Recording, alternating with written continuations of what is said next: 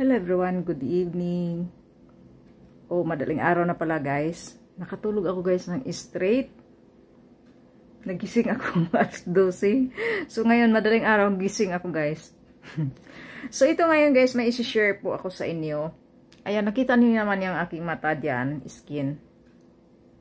Mapula yan. Mapula, pero pagaling na siya. Kasi nung Thursday guys, ay umiiyak ako, tapos habang ako umiiyak, tuloy ang punas ko ng aking mata. Tapos, yun ang nagkukos guys, nagka-skin problem ako. Tapos yung araw na yun guys, ay off work ko, so pumunta ako noong araw na yun ng post office. Tapos naka-sling bag ako, pag ganyan yung aking sling bag. Tapos may bag pa ako na malaki, na ang laman ay aking tripod. Tapos yung tripod ko na yung guys ay mabigat kasi bakal yung aking tripod.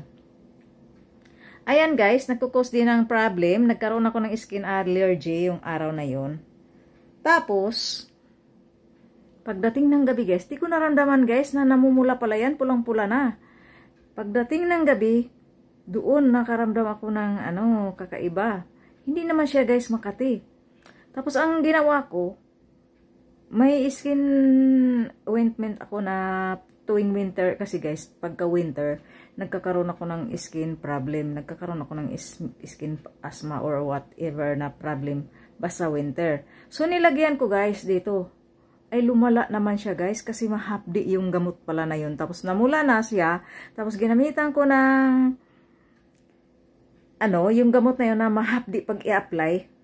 Di lalong doon nag-trigger siya guys, namaga guys. So, akala ko di ako, parang lumiit na maigi na yung mata ko guys, liit na maigi yung mata ko. Yan ang alam guys. So naliligo ako, nagsasabot ako maigi, tapos dito sobrang hapdi. Kaya pagaling na yan siya guys. Pagaling na yan. Tapos, kaya hindi ako gaano nakagawa ng mga content ng exercise. Kasi masakit siya i-stretch pag mag-exercise ako. Pero mamaya mag-exercise ako, pwede na.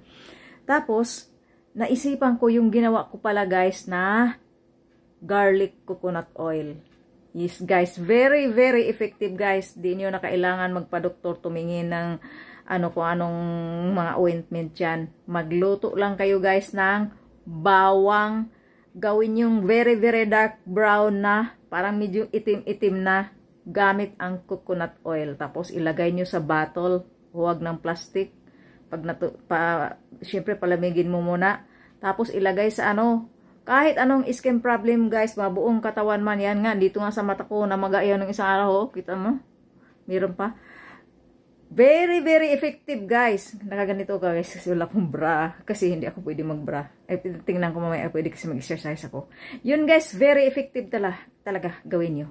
Yun lang. I-share ko sa inyo. Thank you so much for watching.